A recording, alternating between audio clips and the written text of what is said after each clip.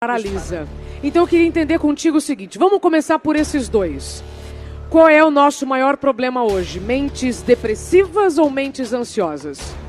Com certeza mentes ansiosas. Eu vou fazer uma estatística antes da pandemia, porque assim, ainda não foi feita nenhuma pesquisa depois. Em 2019, a gente tinha, de 2019, 2018, 2019, a gente tinha, pela Organização Mundial de Saúde, no Brasil, 18,7 milhões de pessoas com ansiedade excessiva. Antes da pandemia. Antes da pandemia. Então, o que significa ansiedade excessiva? São os transtornos de ansiedade. Porque ansiedade, gente, todo mundo tem e tem que ter. Porque se a gente não tiver ansiedade, a gente não se move na vida, né? É necessário ter ansiedade. Agora, a gente não pode ter excesso, porque ela nos paralisa ou nos adoece. Quando ela nos adoece, a gente tem os transtornos de ansiedade, que são os mais comuns: transtorno de ansiedade generalizada, transtorno do pânico, que as pessoas já ouviram falar muito, o TEPT, que é o transtorno de estresse pós-traumático, quando a pessoa passa ou por uma situação de sequestro, ou por uma calamidade, ou por uma tragédia. A gente tem o TOC, que também é um transtorno de ansiedade. Então tem um espectro da ansiedade adoecida. Quando alguém chega assim, você é ansioso, não está dizendo nada. Todo mundo tem que ter ansiedade. Só quem não tem ansiedade é psicopata. Que já vamos falar sobre psicopatas, tá? Então assim, uma pessoa que não sente medo, uma pessoa que não tem ansiedade, eu fico até preocupada. Porque a coisa mais humana é a ansiedade, que é um sistema de defesa da gente. Agora, a ansiedade, não existe depressão sem uma ansiedade prévia. Repete, por favor. Não existe depressão sem uma ansiedade prolongada e prévia. Então, a própria transtorno de ansiedade, o próprio adoecimento da ansiedade, leva em média 1 ano e meio, 2, para uma pessoa, por exemplo, abrir um transtorno do pânico, tá? A gente sempre tem que fazer a linha do tempo, que é, por exemplo, eu não quero saber quando a pessoa chega adoecida. Eu quero saber como é que foram os últimos 2, 3 anos daquela pessoa. 2, 3 anos? Exato, no mínimo.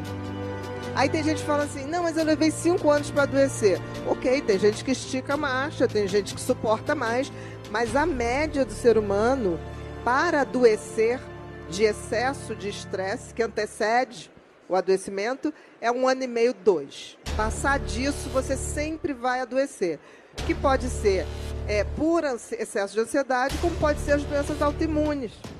Lúpus, colite ulcerativa, síndrome de Crohn, a mesma tiroidite de Hashimoto, que muitas mulheres têm. Nada mais é, gente, do que um estresse prolongado, uma ansiedade prolongada, que fez um nó no teu sistema imunológico. O que é a tiroidite de Hashimoto? Os teus anticorpos passaram a atacar a sua tireoide. E quando você vai ver a história dessas mulheres, tem ali 2, 3 anos anteriores da gente dando muito mais do que precisa e que deve. Então são sempre aquelas pessoas mais arrimo de família, que querem resolver tudo, que querem ajudar todo mundo, que querem ser a melhor funcionária. Tudo tem um preço. Então eu costumo dizer que se a gente não controla a ansiedade, o excesso da ansiedade, a própria ansiedade pode parar a gente. Geralmente para pelo pânico. Porque quem tem pânico Exato. Paralisa. Mas se não parar, vamos supor que a pessoa fala, não, mas eu vou continuar. Porque os ansiosos são muito produtivos. São extremamente produtivos. Então o que ele faz? Ele vai. Se ele não para no pânico, ele para na depressão. Alguém se reconhece nessa fala da doutora? Sim? E tem uma coisa, que aí eu vou falar aqui do livro da Isabela, né? Que é o livro sobre burnout. O burnout nada mais é do que uma depressão que vem do trabalho.